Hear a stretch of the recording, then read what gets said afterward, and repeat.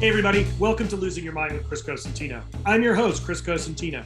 We are here to talk about people that inspire, and all my guests are inspiring in so many different ways.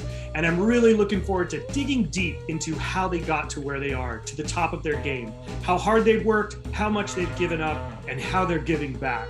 So without further ado, here's our next guest. Hey everybody, welcome to Losing Your Mind with Chris Cosentino. I am here today with Tiffani Faison, and she is definitely wearing a wool cap because it's cold in Boston right now, and I would say it's about 55 here right now, which is it's not good. I would prefer it to be cold and rainy right now because that's what we need. But okay, because there's a difference between that's what we need and I'm apologizing for it being fucking beautiful. So let me just check what it's exactly. It's 26 degrees with a wind chill of 14. Awesome. I miss New England. I'm a New England. Here. I moved from San Francisco to here. What was I thinking? Not like not a native East Coaster. Yeah, no. So let's start at the beginning. Like, you grew up in Santa Rosa, correct? I grew up like kind of everywhere. I was an Army kid, but I ended up we moved to Santa Rosa like right after Christmas break. So after winter break in my 8th grade year, which is, let me tell you, a really fun time to like insert yourself into like a completely different culture in a different area of the country in junior high. Ooh. It was murder. It was awful. That's rough. Yeah. So, I think one of the things for me that's interesting is hearing all about how you're getting to where you are now. And that's, you like burst onto the scene with Top Chef, the first season. We all remember watching it. I actually remember walking the farmer's market with the production crew. And, I remember that a long time ago. I was actually talking to them about going on it, and then they never called me back, which is pretty fucking funny. You're probably too skilled and not dramatic enough at the time. So I was definitely not skilled enough. I was just... No, the criteria was totally different in the beginning. They have even said in like conversation that I'm sure they wouldn't have publicly that they were like very much like, even the judges were like, who's the Simon and who's the, like, it was like American Idol kind of stuff. And like, how do we cast for, I think my season was the only season that was like, there's like a nutritionist and a home cook and like this, it was across the board, just like very, very different. It wasn't all professional chefs. So, which I thought it would be. What was it like? I think I look back at that, and you've been back on since. It's not like you haven't gone back. No, I went back. I did a couple specials and I did All Stars, but I did it for different reasons. I needed to like fix it for myself. I think in some ways, like, I felt so like horrible about all of it after I left, and in 1,000 different ways. And I didn't want to leave it as this like gaping wound in my life. So I needed to kind of attempt to full circle it. And I think in some ways I got what I needed out of it, like going back, but it was rough. It was fucking rough. I watched it now and look at the difference, and it's two totally polar opposite. Really, totally, yeah. And I think also, in addition to like the show just continuing to evolve and understand, really it's ensconce itself in the industry and understand more of like what our lives are like and understanding what it means to be a chef. And I'm not saying they still have like a full understanding, but it's better. I think this was like we shot in 2005 and it aired in 2006. There was no understanding of like what it meant to like be a chef from day to day and what our lives were like. We didn't understand that as a country. We certainly they didn't understand it as a production crew yet. And we also saw women really differently back then. Not that we see them properly now, but the combination of those two fucking things were murder for me. So I was like, I'm just a chef. It's fine. This is how we are. And everyone was like, you're a fucking nightmare. So how did, prior to that, how did you start cooking? What led you into the kitchen? Because I think a lot of people don't understand that drive to want to run a kitchen and to be in the kitchen and have your hands dirty and go home smelling like a goat and garlic every day. And garlic and onions every day. I started working in restaurants when I was 14. So my first job was I was the milkshake girl at a 50s diner in Santa Rosa. loved it. I loved it. I made like $30 in tips a day. I thought I was rich. And it was like, I got so addicted to like the pace of it. Like I had tickets printing in my little milkshake station. And I would make all the like desserts and milkshakes. And there was like no really in-house stuff. It was like, I was like, it was not at all like high quality restaurant stuff, but I had like 4 milkshakes spinning on a spinner, and I figured out how to get my rag frozen enough to like get them to like not move, and I could do other things. And so the chaos and the pace of it, and like keeping up and then being like the best person that works the milkshake station, became so addictive. And then, we would run our own desserts to tables, and we had like shitty canned whipped cream, and I would like put way more than anyone else would, and then, take it to tables and be like, whoa. And so like all of it just became so addicting, like the pace and getting things done and being really good at it. And then like having this instant feedback from tables that were like, wow.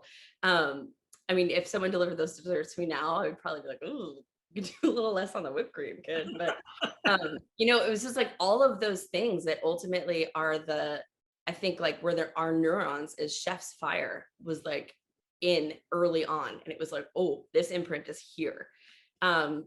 So I started there, and then I ended up working front of the house for a while, like through high school and what little I did of college, and then working in like finer dining. Worked at a brewery. I worked at Planet Hollywood in San Francisco.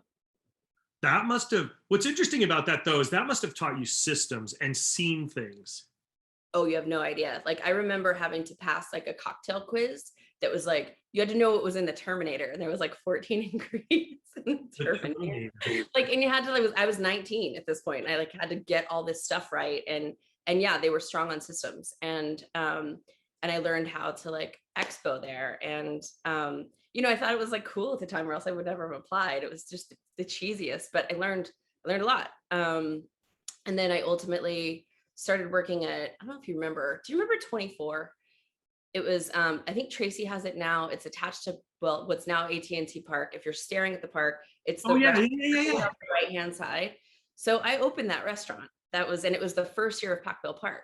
So I bartended in that restaurant, and that was in the first .com craze, when like every 22-year-old was a millionaire, like throwing money at us. So that was like, kind of my experience coming through the industry, and it was mostly front of the house. And then I went through a bad breakup, and my brother was in grad school here at Emerson and said, you can always just like crash on my couch. And I was like, I'm fine. And then a couple of weeks later, I like packed a couple of duffel bags and like crashed on my brother's couch. So I moved here and started slinging drinks at Lucky's. Then I answered an ad and ended up bar managing at the Ritz-Carlton and opening a new hotel here. That was a fucking disaster. I was way too young for it. I was in over my head. And 9/11 happened, and I was just like, oh man, I can't do this anymore. Like it was the first time I'd ever even thought about my mortality, or like, aside from just bouncing from one shiny thing to another, like it was the first time I thought about like, what do I want? And I didn't know. And I just, I wanted less responsibility at the time because I just moved to Boston. And so I just thought like, oh, I'll just go bartend somewhere and just get to know the city and have some fun. So I applied. Todd English was opening this place called Bonfire, and I didn't even know who Todd English was. I don't think I even really knew what like the idea of a celebrity chef was at the time. I just kind of had this sense that I wanted to work in that restaurant. And so I applied. My resume didn't make it to anyone that called me back. And I don't know why, I just wanted to be there. So I ultimately went in, just said, like, ended up talking to the GM, who was just back from vacation, and said, I, really like to be here. And she said, all I have left is a busser position. And I was like, okay, done. I mean, I definitely was like swallowed my pride a little bit. And she said, are you sure you want this? And I said, yeah. So I went from busser to runner in like 4 days, runner to inside expo. And that's where it started. And so I was like watching the kitchen. And I just was so attracted to it in a way that I had not really considered it before. And so I pestered my chef to learn a station. I hadn't gone to culinary school. It was like, all these young guys that were like just out of NECI and CIA, like running around. And I had to I stayed on for a couple months, and they just said, okay, like, we'll put you on a station. We'll teach you. But like, when you quit, you have to come back in expo. Like, you can't just like leave the restaurant. It's like, okay, but thanks for when I quit. Okay. I started, yeah. I love that. What Yeah. that's kind of like a shitty backhanded comment right there. Like, because we know we don't think you're gonna make it in the kitchen. So if you quit being in the kitchen, you still have to stay and do expo. So you know how kitchens are, you know how chefs are. It's not if you quit, it's when. When. So I mean, in fairness, like it was a really high volume, finer dining kitchen. And like I wouldn't give someone a high probability of like surviving in it. So I started and I was awful, like really fucking bad. Like I remember at one point my chef looked at me and said, "How do you not know how to cut an onion?" And I looked at him like half like total dick and half like incredulous. And I was like, well, how would I? Like, maybe do some fucking work on your own. And that was the moment that I was like, okay, like I've got to figure this out. I can't just be here with a chip on my shoulder. Like I deserve to be here because I've been in restaurants for a long time. So I got a moleskin and I got serious and I was the first in and the last out and was supposed to go into the bar at night. I got LaRousse gastronomy, and this is before we could like beep boop Google. There was none of that. YouTube videos on how to cut an onion. Yeah, none of that. It didn't exist. So my little flip phone didn't have the internet on it. So yeah, I had to like really dig in and do research. And so I would stay up at night, my shitty apartment, my futon mat on the floor.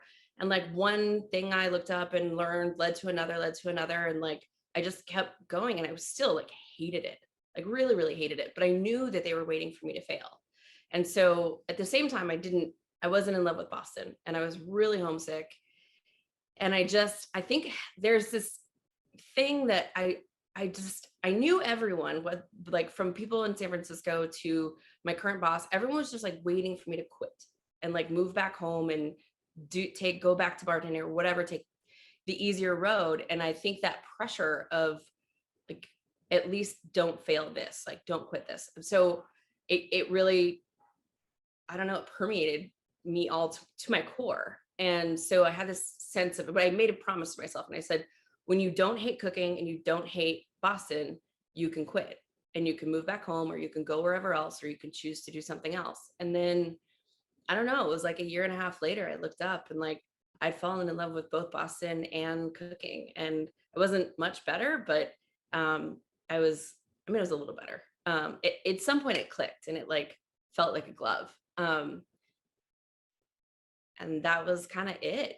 I mean, it wasn't like I was like a chef at that point. I was just like a functioning line cook. So, but I enjoyed it. And I didn't feel like I was getting my ass kicked in the kitchen every day. And like probably every other week I'd have like a Saturday night where I would just fucking go down. But like, I was still, I was fighting it out. And I fell in love with all those like things that we were talking about, working the milkshake station. Once you're not, those feelings are only addictive when you're pretty good at something, right? Like when you're just going down every night, night after night, like there's that like addict, I need this, I can get through these tickets feeling doesn't exist. It's just like, oh, this is miserable. I'm sinking all the time. But once you nail a night and you have like a good night, then you want another good night, and then you have a run of good nights. And like, that's when all that shit starts like popping. And you're like, this is who I am. And then you get cocky and then you shit the bed. And then you shit the bed. And when you shit the bed, it's epic. It's not just like little. It's just the full, and the whole team looks at you like, what are you doing today? Exactly. Like, where did this just come from? Yep. Because the whole team starts trying to do it. Everyone goes down with you, or they recognize that you're doing it, and in a better kitchen, they'll go and help you out if you accept help. Strong cook knows how to ask for help. Yep. The cooks that don't ask for help are the worst. It's a really, you said some really interesting things that I think I resonate with, really, really well is that sometimes someone else's perception of you powers you to be stronger to fight. Mm-hmm. And I think that that's a really, really powerful tool. And I think if you can learn, which you did, to utilize that to push forward, it's amazing. Right? Because I know exactly what you're talking about. You're not going to make it. You can't do this. You're not smart enough. You don't have the skill set. And it kind of sits in the back of your head the whole time. And it's like this, it's almost like it's anger, and you're using anger to fuel the fire. It's exactly that. It's not almost anger. It's definitely anger. It's like, I'm trying to be somewhat nice about it because I mean, I get it 100%. Totally, that is one of the most powerful things. They're like, yeah, you're not going to make it in DC. You're not going to make it when you get there. You're going to, spiral out of control. And it's amazing when someone says you can't, how you want to prove you can. The best way to get me to do push-ups is like stand on my back. You know what I mean? It's just like, and sometimes you don't know that about yourself. And I've gotten to a place in my life where I'm like, yeah, go fuck yourself. Like, I don't feel like I have to prove everything anymore. But, you know, it can work in reverse too. It can be really damaging to people. And I think we see that in a generation of cooks that we're dealing with. Like, I haven't seen people respond to pressure like that in a long time, where it like fuels them to succeed and to push. I see people, and I think this has a lot to do with 1,000 different things that I'm frankly not qualified to talk about. I'm not a psychologist, but I see people really struggle under that type of pressure. And so that like, you're going to fail. And I don't want to do that anyway, but the pressure is different that we put on people now. And like, whatever, like being under the gun is, the gun has to change, and it has changed, or else like, I just watched cooks crumble and can't function. And so I don't know. I don't think it's a motivator for everyone. For me, it was for a really, really long time. But I think for a lot of us, well, you and I those pressures didn't come from my superiors. Those pressures came from other people. Yeah. They weren't coming from my bosses. They weren't coming from my chefs. They weren't coming from my sous chefs. They were coming from elsewhere. My chefs that I worked with were like, dude, you read too much, or like, just put your head down. Don't ask so many questions. Stop overthinking everything. Yeah. Stop overthinking. Like, I'll never forget asking Bob Kincaid. I was like, so what is it you like about the flavor of artichokes? He was like, just peel the fucking artichokes. But I get that with like some of my young cooks that like ask these really esoteric questions. And I'm like, can we just focus on the fucking basics, please? Like, slow down. Like, can you just not have your apron be the dirtiest thing I've ever seen?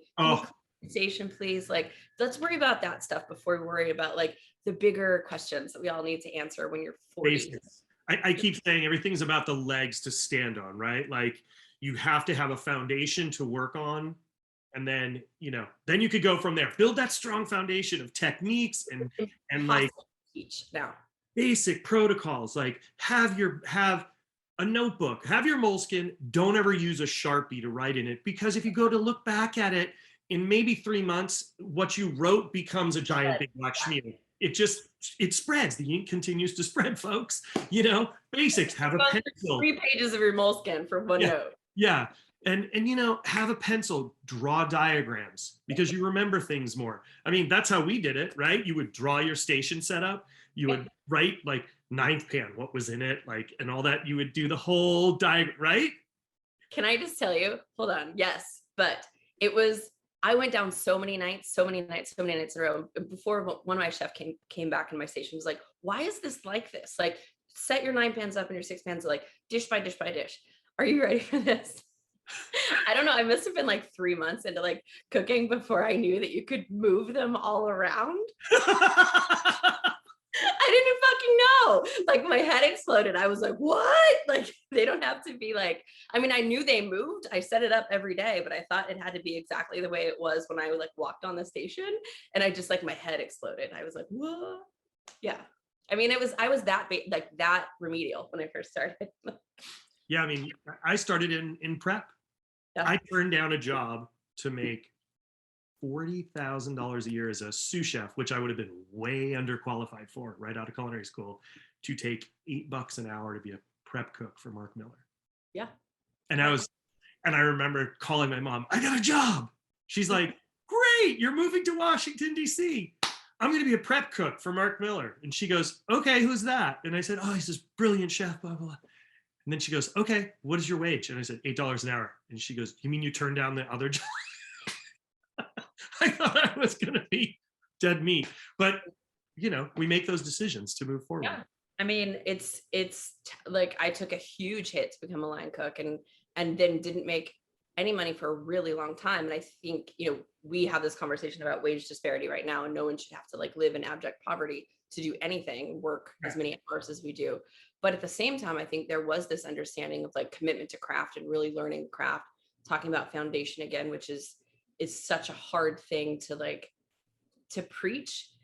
and to get into people's heads and have them understand why it's so important. And frankly, there has to be a mix between like foundation and razzle dazzle now, because if there's not at least a little razzle dazzle, people are out. Like they expect some sort of like fireworks in their lives. And if you're just all foundational, like they're not there for it. And it has to be a mix. But yeah, there was an understanding back when we were growing up that like you didn't earn anything until you did, and you worked up all these levels until you finally kind of, were able to make a living for yourself. And I don't know, I guess I bought into that. I also didn't come from any sort of like financial, like a family that could help or background or like, so making nothing wasn't like that hard for me. It was just like, I've been here before. Like I live in a house with like 6 people. Like, yeah, I think that helps, right? It's like, it did help. I think that was a big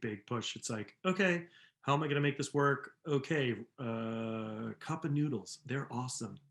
Like, showing up at the restaurant on your days off for staff meal. Yep. Or I would like stage. I would stage a lot on my days off. 1, to learn, and 2, to make sure that I always had a meal. So, I mean, in that order, learning and then being fed. But yeah, like I remember, and I say this to some of my younger cooks now that I know maybe don't have a lot of like financial backing in their lives. Like if before we take staff meal away, I'll either quart it up for them or get them to quart it up. And I was like, put this in your freezer, like take this home. If it's a good one, if it's not like slop, right? It's not like slop soup. Who made staff meal today? Who made staff meal today? Did you really think about your teammates when you made this today? It's not congee. This is not congee. Like you can call it congee. There's some like overcooked rice in here, but it's not congee. But yeah, like stuff like that. Like take stuff home. I used to steal toilet paper from the restaurant, so I didn't have to buy it at home. That's amazing. But see, I think that really, I mean, you put your head down to get where you want to be. And I think, so let's jump forward again. Like, Top Chef happens. How did that change things for you? What did that do for you? Not only professionally, but personally, because, that was a big, like, that was an explosion on television. Like nobody had ever seen anything like that before. Yeah.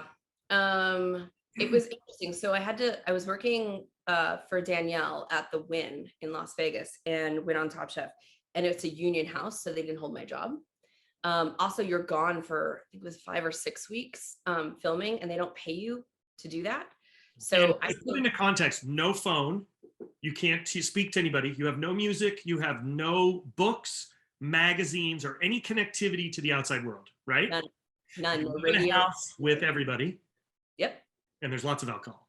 And you have to live with all of these other people, and people's boundaries and respect for your privacy or whatever it might be. Like it's not, there's just no time to say like, hey, I just need a little time to myself. I just need to like go recharge. There's none of that. And, from early in the morning, you're like up and out of the house and like doing these challenges and in the studio and out to wherever. And then you're back at like 1, 2, 3 o'clock in the morning. There's a ton of alcohol always provided in the house. I think they might be a little bit better about it now, but just booze fueled everything. It wasn't easy. And I'm someone who needs a lot of time to myself. And not getting that, it makes you a crazy person. They also, it's interesting, like you fill out all this stuff before you go on, and they ask you like what your pet peeves are and like what kind of people you get along with and kind of people you don't get along with. And so they're like, roommate situation is like, let me take this person that you are the least likely to get along with and put them in this like room with you that's like the tiniest thing ever. So my roommate, God bless her, she's lovely, but she was like a former model, aspiring chef, and I was like, how many bangles do you have on to cook today? Kind of situation. So, I was very like chip on my shoulder. I'm a fucking cook. I'm a real cook. You're not, which is not fair. Like, and so it was, it's just 1,000 different personalities trying to work it out in a house together. And, it's not easy. And you're overly tired. So you're running on like exhaustion and adrenaline all the time. I was just talking to Leanne about this the other day. And I was like, do you remember when they came to the house and they were giving us all like antibiotic shots in the ass because we were all sick? Like towards the end of it, as we got like closer to the end, we were sick. Like it was me, Harold, Leanne, Dave, forget who went out, but maybe Steven, and maybe Steven was gone, but I remember like the four of us getting like having a doctor come to the house and like giving us shots in the ass because we were like all just like sick and they needed to finish. I forgot Leanne Wong was on that opening season with you. That's right. Yeah. Yeah, I just got to see her. It was amazing to like hang out and chat for a while. I love her. She's unreal. She's unbelievable. She went on to then be back of house culinary production for the whole show. She did. Multiple people did. So Leanne did. I think she was the first culinary producer, kind of set the standard. I think Jamie Lauren did it for a while, and then Sandy Birdsong, I think, is still there. So Sandy is there. I saw her not too long ago. Gotcha. Yeah. I love Sandy. Sandy was on my season of Top Chef Masters too. Really? Yeah. She's crazy. She's a wild one. She's tough, which I like, and Yep. she holds the rules to the rules. Yep. And that's something I think is really important that people understand, that we talk about that, because you and I have done tons of competition TV, right? The rules are the fucking rules. They have to be. And it's bullshit. And everybody that's at home being a couch culinarian, telling us and yelling at the TV, saying things, have no idea how hard those moments really are and how true to what they say they are. They are like, it's like, okay, that buzzer goes like this and you're running and it's running. Like there's no bullshit about it. There's no like stop downs, play arounds. It's like, here are the rules, ready, set, go. And and if your shit's not done, you're not done. Like rules in time, and they can't. They're the great equalizer, because there's a bunch of other shit that can change. And I think that the clock can never change and the rules can never change. And there's things that we've had to address. Like I remember being on All Stars and we were doing like a quick fire, and it was like Tom was the beginning of the quick fire, and it was like however long it takes Tom to cook a dish is the amount of time we all get to cook a dish for a quick fire. And the prize was a fucking car. And I was like, okay. First of all, Tom was by himself in the kitchen, had to like run to a fridge that everything was like conveniently just like in the fridge ready to go, the entire dish. And I was like, oh great. Had the fucking kitchen to himself. So did like a roasted filet of bronzino in like 8 minutes and like 9 minutes. Let's call it 9 minutes.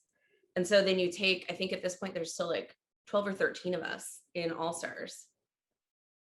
That's a lot of banging heads and people crossing paths, and we're behind tables, have to run to a pantry and run to like the fridge and all this stuff.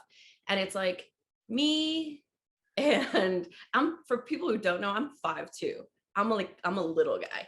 Like I'm fast and I'm scrappy, but you can only be so fast and scrappy. And it was like Trey, Mike Isabella. I was like, burp, burp, burp, burp, hold on. I was like, something has to like work out with this, or because it's not fair to just ask us to like give up or get our asses kicked. So can we work something out around this? So we ended up drawing out of a hat for like stations and where we would start. It didn't help at all. I don't expect to be given a head start because I'm like, a foot smaller than everyone else, but it still was like the like fight to get to stuff was just like, I got elbowed in the face. I was just like, you know what? I don't want a fucking Prius anyway. Only assholes drive Priuses. So fuck this. Oh my God. Come on. I remember like I made chowder, and it's so funny. Like some competitions you're really like you're in your mind and you're in control of things. And sometimes you're just like in a fucking blackout.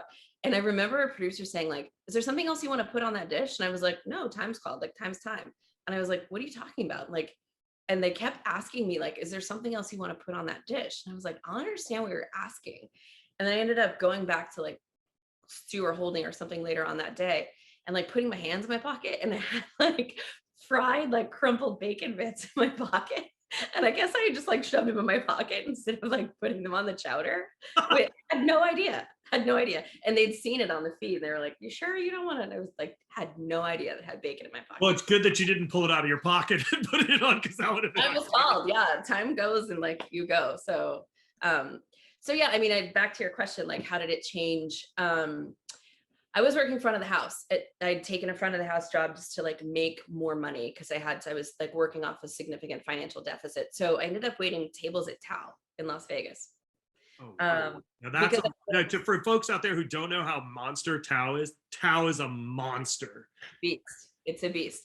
And it was like a 12, 13 hour like front of the house shift. and everyone would just cry about it. I was like, this is nothing, this is fine.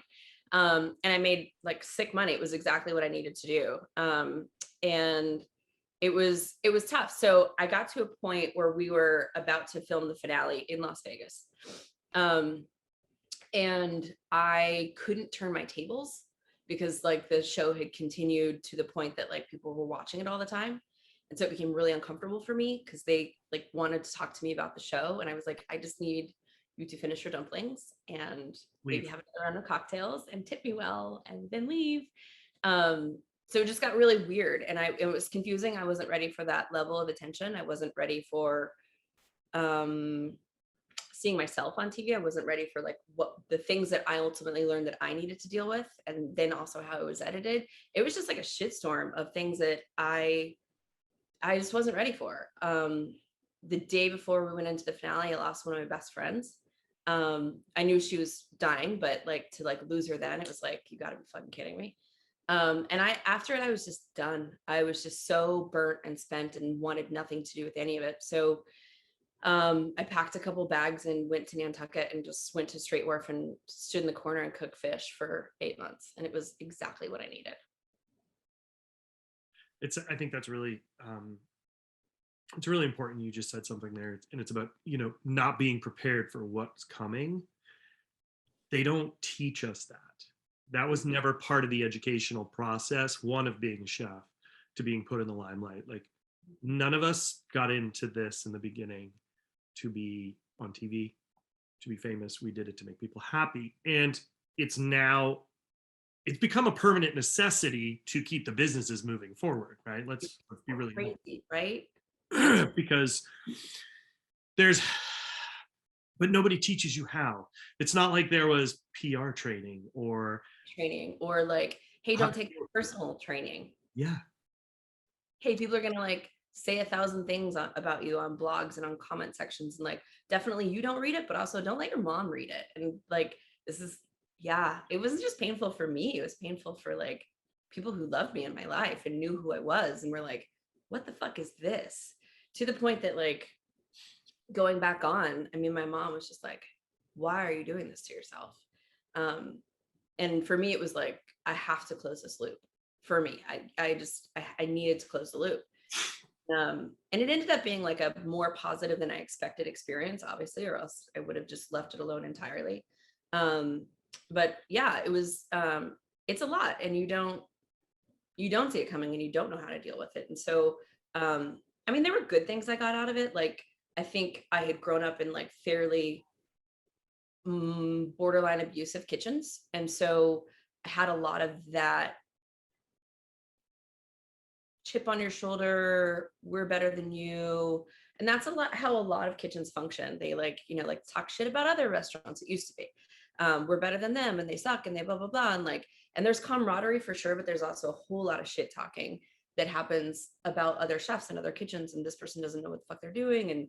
And all of that is ultimately insecurity, which you learn later, but it's currency and it was for a long time. And so, you know, I was able to kind of see myself in a way that was like, I couldn't ignore it. It was right there. And it's like, yeah, that was editing, but I also like this shit came flying out of my mouth. And so there's some work here that needs to be done, because there was this idea of like who you think you are and how you are coming across is not matching up. Like there's a really significant delta between these two things. And like, it's time to figure that out. And so as hard as it was, in some ways, it was also a bit of a gift, to be able to like have that just laid bare in front of me in a way that I couldn't ignore it. And I had to, in order to be good with myself, figure it out and kind of suss out the difference in who I am versus who I thought I was. I think that's, yeah, I can say I lived the same moment when they filmed me opening Coxcomb. We were filming a full doc on construction of empty shell to finished product. And I saw the doc and I realized that I was really fucked up. And it took me seeing a video of myself in the moment realizing how fucked up I really was. Yeah. And that's what spawned that conversation piece that was on Chef's Feed, which was about, my mental health issues. And I didn't recognize, because you think, like, just like you said, you see yourself as one thing, but then when you see yourself, literally see yourself in a different, you're like, man. And I looked at it and I was like, holy fuck, I've lost my mind. I'm crazy. Like, Yeah. I'm batshit crazy. And that changed everything. Yeah. I mean, I will say this, kudos to both of us for at least like being vulnerable enough to have that moment, because I think that for a lot of people, whether it's cooking or otherwise, or you have a moment that like something's put in front of you, it can be a gift. It's going to be hard, excruciating, frankly, but it can be a gift. Or you can lie to yourself in 1,000 different ways about editing, or about how this thing happened, it was not fair to me, and this was fucked up, and blah, blah, blah. And like, and you can deflect and you can lie to yourself until you're blue in the face. And I see people poison their lives with that. And it's just like, at some point, like the fucking shitty truth is you got to sit in front of the mirror and have a really hard conversation with yourself about what you want for your life, or you're just going to be on some like shitty hamster wheel blaming everyone else. Yeah, I think that's it's a really good point. And I don't think enough people recognize that. I think being able to recognize it is a really powerful thing. And it's painful. Painful. It's not fun. It's not fun. I mean, I still deal with it. So I think we all do. We still do, right? Like the idea that like, okay, you and I had this moment, this epiphany, and like we went and just became like better people overnight. It's like, no, it's a lot of work and it's constant work, but that is the part of like continuing to, want to get better and be a better person. It's there's no like there, right? Like there's no like I'm here and we pour concrete over this and then I'm just like this incredible person. I think there's steps of it where it's like I'm not going to do this again, and I've learned this behavior and this is how I react to this thing, and I'm going to get to a point where I do pour concrete over that one thing and I'm not going back there, and that's unacceptable. And it's just constantly like, I mean, it's like a staircase, right? Like continuing to like pour concrete over another thing, and that's not going to be okay either. But it's also whack-a-mole, because like another step comes up and like the steps just don't stop. And so that's life, I guess. And that's not just work, that's relationships, and that's everything. So it's constant work. So now that we've both talked about how we've dealt with our demons, let's it's learning how to get out of your own way. Mm-hmm. Yeah. Getting out of your own way, having self-worth, having understanding of what you want to be and how you want to treat others and how you want to progress into the world, and just be a better person. It's takes a lot.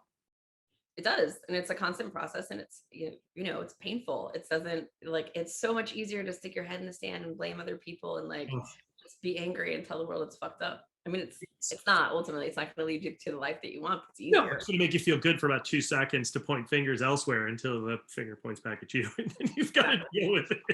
That's exactly. Well, I think let's talk about what you're doing now. And you have 3 great restaurants. You've been nominated for James Beard Award from Northeast 3 times. You're working constantly, whether it be judging Chopped. You have been on Tournament of Champions 1 and 2. We were there together at Tournament of Champions 2. You made the play-in. I didn't. 3. And 3. Yeah, and 3. We did 3. Yeah, we weren't on 1. We let the pigs take the first one. And then you're consistently busy, right? Like it's nonstop. Plus your restaurants. So like, how are you balancing all that? And you build great teams, and each one is running the different restaurants. And you have your hospitality company. Why don't you share a little bit about that and how you got there? Yeah, so I own Big Heart Hospitality, and that's the parent company under which I have 3 restaurants, 3 full service restaurants on Boylston Street here in Boston, and then a bar, and then 3 food hall spaces that will open in March. Yeah, I know. It's interesting. Like I used to be really afraid of growth for a long time. And then there's a couple things that can happen. And I'm not saying, look, you plan and God laughs. She's funny like that. So we're in the most tenuous time we've ever been in restaurants. So like, I can't guarantee that all of them are going to make it through. I'm going to fight like hell and try to do my very best that they do. But there's no guarantees right now. So I have that, and I have the restaurants. I have an incredible senior leadership team. that sort of as they're like big heart employees, and then under that each restaurant has its own sort of GM and chef and leadership team like you would have in a normal restaurant.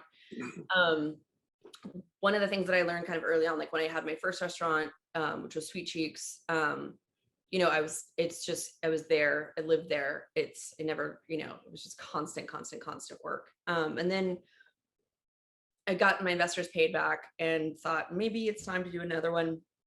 And I was able to do one in the same building, which was great. Two was miserable. Two was a prison. Like, and I remember talking to a friend of mine that had multiple restaurants, and he was like, Ed, how do you like, what he was like, oh, two is the fucking worst. He's like, get out of two. He's like, you have to get out of two. So I'm trying to figure out what this balance is about growth and what feels comfortable and what doesn't feel like a prison. And it sounds weird to say like two's not enough, but like there is an expectation that people have of you when you have two, that it's always going to be you doing the thing every day, all the time. It's like, I can't do that. It's not your name's at the door. They want to see you in there. Mm-hmm.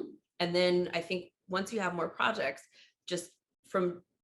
it's about having conversations with your team about what's real and what their expectations of you should be, what you're providing through your leadership team for them to learn. So whether I'm in the room or I'm not in the room, what you're going to be learning, what you'll take away from this experience. And it has to be consistent whether I'm in the room or not. Obviously, like there's times that, you know, we're going to go deep with something where like I'm in the room and it's going to feel, you know, like the expectation of why you came to work for me, right?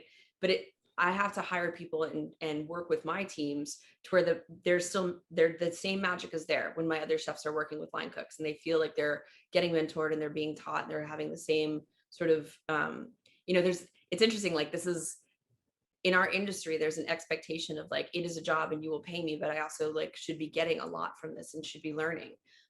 So it's almost like you should be paying me to go to school. And so I have to make sure that that's consistent across the board and setting those expectations about, look, when I'm here, I'm here. When I'm in town, I'm here and I'm totally dedicated to my restaurants.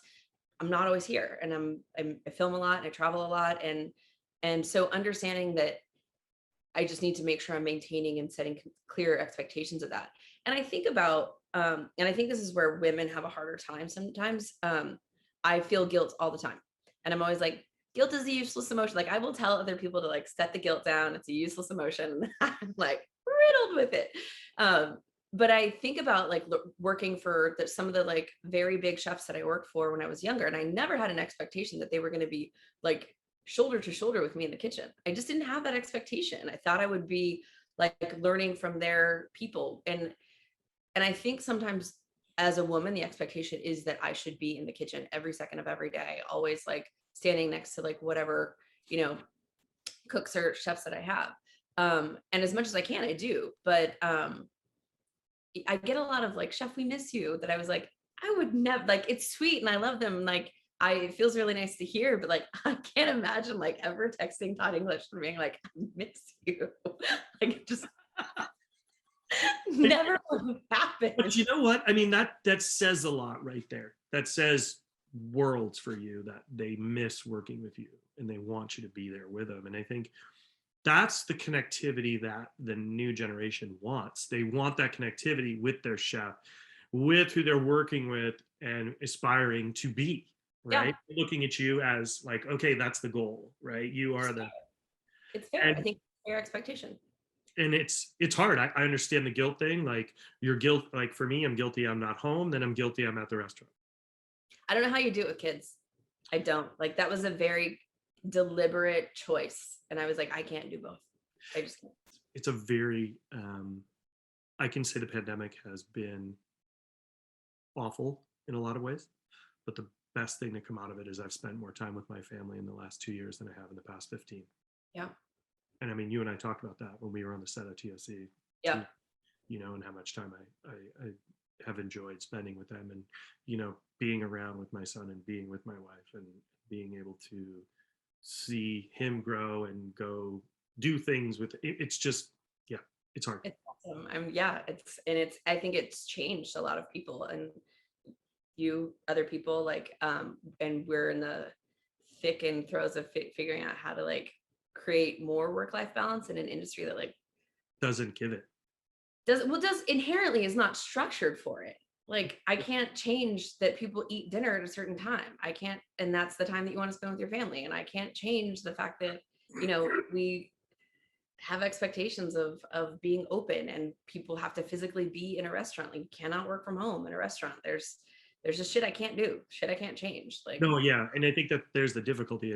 I think it's not that part. I think that needs the change. I think it's the expectation of the public for you to be in eye shot every time they walk in the door, for you to have everything for them when they want it all the time. I think that's the expectation that has to change. It has to come from the public, because Christmas Eve is a very busy time for all of the restaurants, but also that's a time for family, right? Same thing with New Year's Eve. Same thing with New Year's brunch. Like, let's talk. I mean, we could lay it all out there, right, and be devil's advocate here for both, for all of it. But I just think it's both sides.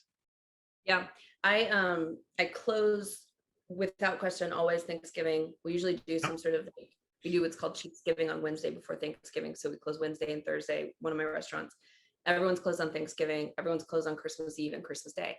And December should be a banner month. And I will tell you, closing both those days takes that P&L down significantly. But it's also like, it's kind of a non-negotiable for me. It's like people should be able to like spend time with their families. Good for you for doing that. That is a big to do. That's a big, big thing to take off the table there. And everybody. I don't think people understand how hard it is, right? Like, to make a decision like that. It's like, yeah, you can say like, oh, we're gonna close Christmas Eve and Christmas Day. Sorry, I'm pouring tea. That's what I'm looking at. All good. But like, people don't understand the margins that restaurants live in, right? So like, I can make that decision. It's like, it's not a decision that's easy to make. And if we don't have like a banner amount of private parties in December, like, I'm basically taking myself down to like not a lot of profitability in order to like decide to take what should be like a monster month and like give people time with their families. It is within that, it's that close. Yeah, I've always wanted to close on Valentine's Day. Just because I don't want to deal with the drama.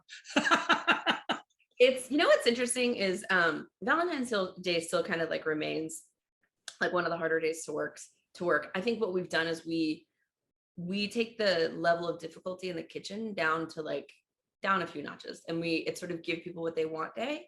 And then if we're gonna like ratchet up difficulty, we do it on our time, like not when people are expecting this like multi-course kind of. There's a thing. I'm not talking about the food. I'm just talking about the customer. I hear you. Yeah. I don't want to deal with that. What's not the same anymore? Rent, right? How many table deuces do you have to rent? Like, nightmare. Look at you. You're thinking about it. It's coming soon. I mean, we'll see how it susses out this year. I think people are happy to gather again. But what's not the same anymore is New Year's Eve. It hasn't been the same for years. Yeah. Like, we've do like tastings and ticketed events, and like people just don't have the appetite for it. And if they do, I think they're going to like super high-end hotels and stuff. But like, it's interesting. It just hasn't had the same thing that it used to have. I just run the regular menu and a couple specials, and that's it. I don't try to just keep it simple and have it fun and like just let people enjoy what we do. I think that's the most important thing. And I've always felt that sometimes the holidays can be a little bit of a flogging on both parties, right? A little bit of one, yeah. I'm being PC here right now, which is not normal for me. No, it's there's a chef in town that closed on Valentine's Day once, and I was just like, he had just opened his first restaurant. I just thought, what are you doing? What are you doing? Like, it's like, is there a part of us that wants to do it? Yes. Is it like the most petulant child behavior and a bad business decision? Yes, of course. Like, you have to be a business person in this. You can't like follow every whim that you have as like a shitty, petulant line cook to be like, I don't want to do that. It's like, well, your responsibilities are greater, so it's not just making the decision that you want to make.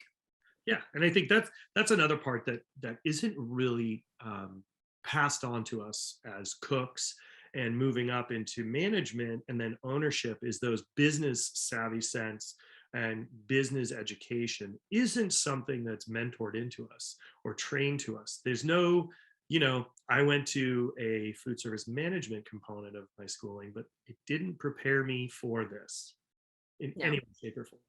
No, there's none. There's no, and even people that have like business degrees, I think there's even like without being in the restaurant industry, there's like a sort of lack of understanding of the restaurant industry that they have. Like even people that have come in as like, straight up business people, they apply business ethos and techniques that don't always work in our industry.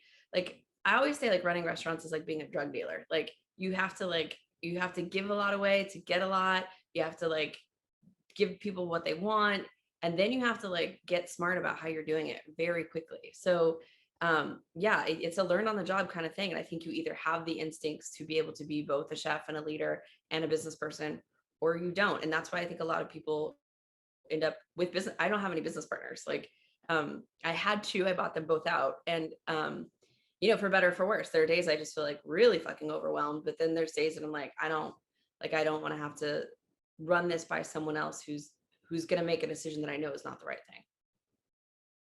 I have to say, you got me really good with the caviar cannoli, by the way. I was like, with what? Caviar cannoli. I was like, fuck, I came up with that one. Fuck, she got me. I always love playing. You and I both like tweaking and having fun. I saw caviar cannoli. I just went. You know what's interesting about it is I thought the fried shell might like fuck with the delicate nature of the caviar, and it didn't. It was so good. It was almost like, it's like why we like chips with caviar. And so the like little bit of like deep fried vibe from the cannoli shell was like, this is really good. And I thought they were gonna clash, and they didn't. Are they a permanent fixture now on the menu? They're an off-menu secret item, so you can order them at any time at Orfano when you come in. I'm doing them at South Beach. So, are you going to South Beach? No.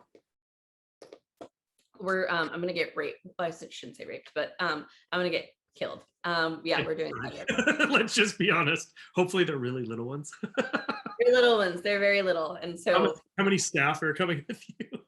There's some, but the other part is like it's gonna need to be like a ticketed, like now serving 78, like because if I see caviar, I will go to like a brunch where I know they'll have a kilo of caviar, and I'll just like eat all the fucking caviar. It's like, here's my $100, just give me the kilo of caviar.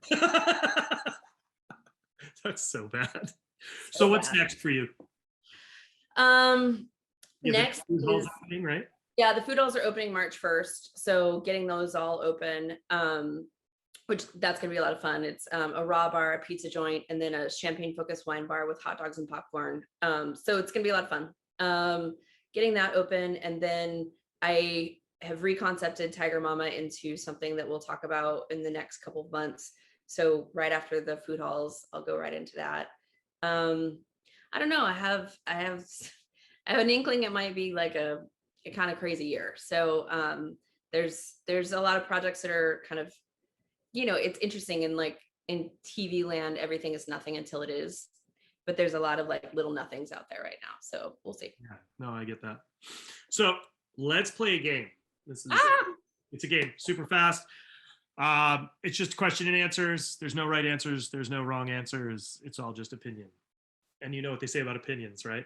Everyone's got one. Just like assholes, everybody's got one. Okay, so hamburger, hot dog. Hot dog. Ketchup, mustard. Mustard. Whole grain Dijon.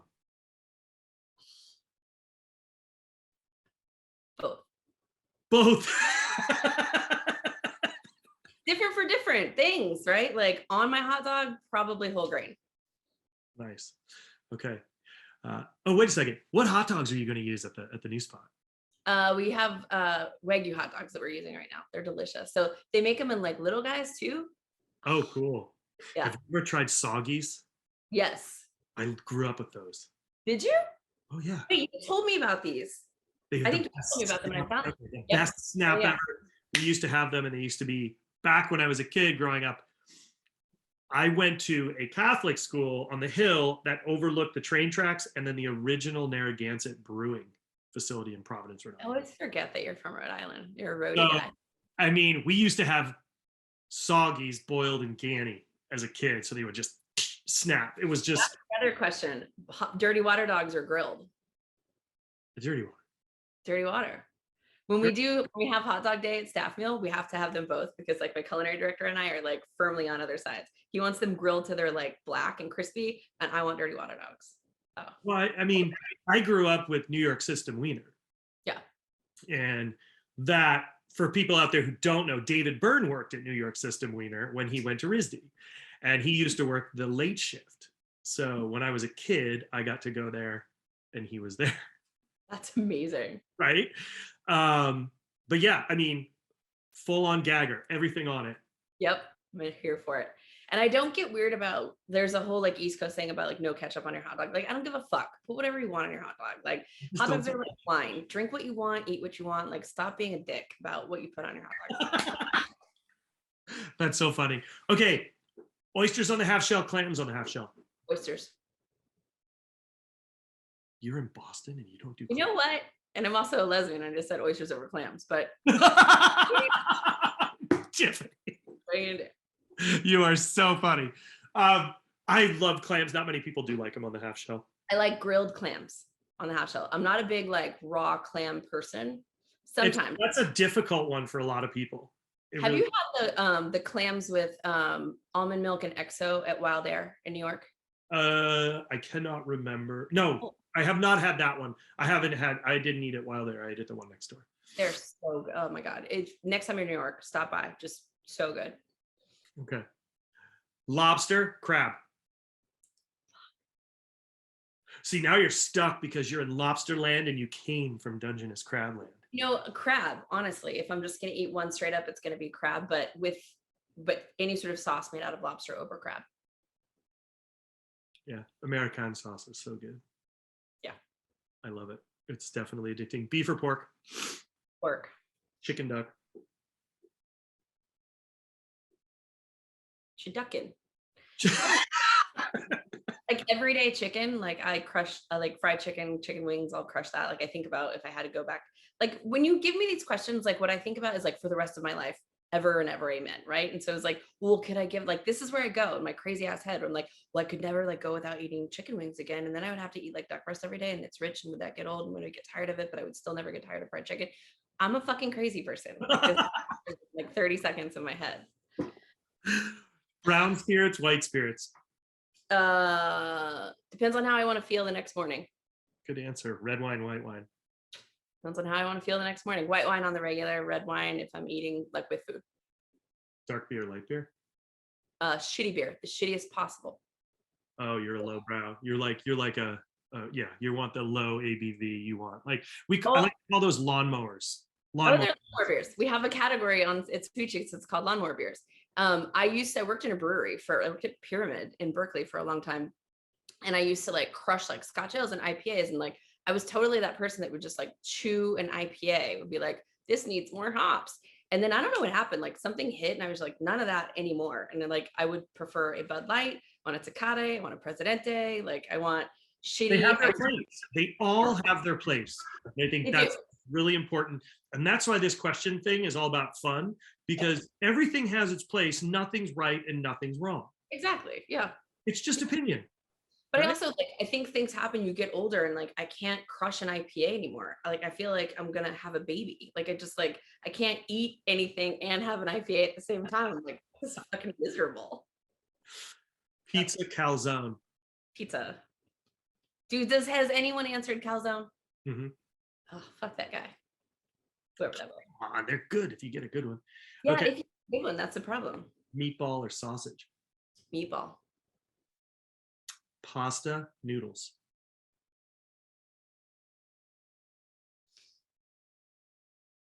I'm trying to figure out. We do a rice or pasta. We have an ongoing debate about rice or pasta. And rice and all the things rice can make, and pasta and all the things that are categorized as pasta. Noodles, I think.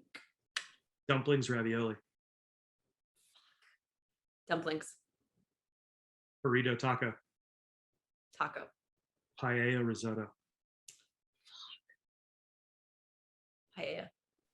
You know, that's actually the biggest heated debate ever. Well, because that one's fun because I fight with Jose on it. I just tell him the reason they make paella is because they were too lazy to stir the rice. Italians were too fire. I'm sure he loves that. Oh, we do this. It's constant. You know what Jose is? Lazy. Can I think of a word to describe Jose Andres? Jose Andres is far from lazy, but it's just the funniest thing in the world to be like, you guys are just too lazy to stir the rice. Like, you guys are dumb. You guys have to like put something in the oven and go on siesta. Yeah, it's like, what's wrong with you? I don't know. I don't. A good risotto is rare. It's hard to come by. Like it's hard, and people have different ideas about what risotto really is and the consistency. And remember when it used to be a mound on the plate, when it used to be a pyramid, and it was like, oh my god, it was awful. People would put them in like shaped things or like ring molds, or then they would stay in a ring mold. That's not fucking risotto. Like glue, and then it's like you start making it the proper way where it's loose and creamy and luscious. And people are like, oh my God, you don't know how to make risotto. I was like, oh God, who was the asshole who put it? Who's the asshole who put it in the tower for so long? Thanks for ruining it for the rest of us. Yeah, I feel like it's time for risotto to have a bit of a comeback. I feel like it got like really beat up for a long time. It got left in the dust with like coulis and like encrusted things. So it might be time. I love it. I love risotto. I love making it. I never think to make it. I never ever think to make it. I love it. I think it's one of my favorites. You know what I hate? I will say this, and I don't get why people do it. I find it just texturally bonkers and so odd, and I hate it. I don't know why people always want to put seared scallops on risotto all the time. Oh like, my God. Get them off of the fucking risotto. It doesn't, like, they don't go together. You have no idea how many times I've had that argument. Just do a side of risotto with scallops on it. No, I won't do it. No. And why do people, you put scallops on risotto on a menu, you can't keep that shit in house. People will like order it left, right, and center. It's just like, that is a hill I will die on forever. Like they don't belong together. They don't. You want to do a seared scallops thing? Do a seared scallop. You want to do a risotto thing? Do a risotto thing. Just don't put them together. Why do we have to do the world's work, Chris? Why? You just hit a button, a hot button with me. That has been something that has been like, I'm just like, no, I'm not going to do it. Nope. No, don't want it. No thanks. But it's delicious. People buy it. I don't care. It'll sell like a motherfucker. Like, and it just, I can't do it. I can't do it. So weird. It's just like the weirdest texture. Oh, yeah. So bad. Okay. Favorite candy? Gummy bears. Like, no question. I was raised on them in Germany. I literally just. Haribo. What Haribo? No question. And like. Okay, here's the question. Do you leave the package open for a few days so they get firm, or do you like super simple? I like them both. I like them fresh, and then I also like. So I literally just have a 3-pound bag that I like separated into like little mini bags, and 2 of them are open and 1 of them is closed. I'm psycho about them, and then it's also like which ones, and I'll order I'll go and find like weird sites because Haribo USA doesn't have like the good German or like European flavors, so I'll go like it's like I'm a teenager ordering B-sides, but it's like candy. I'm a Swedish fish dude, and you gotta leave the package open, and they gotta dry out a little bit, because if they're too soft, they're not right. But then if they're too hard, they're not right either. I have an association with Haribo and skiing. Really? And being out. Yeah, there was just about, I don't know what it is, but as a kid, when I went skiing, Haribo was like the reward for going in the freezing cold, right? So I just always associate, and that's how I associate like beef stews and like stroganoff and coq au vin and things like that. I just always associate it with the cold and being up in the snow. So it's that time here. Everyone's just like, it's stew everywhere, and it's like crock pot beans, and it's like all of that stuff that I love deeply. Yeah. Boston baked beans. Oh man. No on the ground, beans all around. Yep. Awesome. Yep. Okay. Favorite fast food? Popeyes. That's actually Popeyes. Guilty pleasure? Food-wise? Mm-hmm. I don't have any guilt around things. Like, if I like it, I like it. Like, fuck it. Like shitty Chinese food, like really shit. Like, I know it's gonna be like greasy and bad. I'm gonna say this is not PC, and this is not. Can I say this? This is not. I don't care. I'm not editing it, so it's on you. I can't believe I'm saying this. really shitty, greasy Chinese food is like porn. Like it's a good idea until you're done and then you're just like grossed out. Okay. Chocolate or fruit? Fruit. What would your last meal be? A fried chicken sandwich loaded with mayonnaise and caviar. Sounds pretty special. Yeah. I can't believe I just said that. Why? It's awesome. Tiffani, thank you. Thank you for being here. It's Of course, thank you. So if people want to find you, if they want to find your restaurants, where's the best place for them to look online? Bighearthospitality.com or me on social at Tiffani Faison on Instagram, and that'll lead you to everything that you need. So guys, if you are in Boston, please run, don't walk, but be careful because it's slippery right now. And check her out on social media. She's got all sorts of fun stuff going on. I am very fortunate to have known Tiffani for a long time. We won't say a long time. Actually, Tiffani ate at Encanto, so that's before she moved back to Boston. It's true. It's true. When I was still bartending, I think. Yeah. Oh shit, that's true. Yeah. No, I think it's when you opened the restaurant, when you opened 24. Yeah, probably. Your brother, twice you came in. Once by yourself and once with your brother. That would have been like 2006, 7. Probably. Yeah. So I moved back for a minute. Yeah. Feels like forever ago. Wow. Oof. Long time.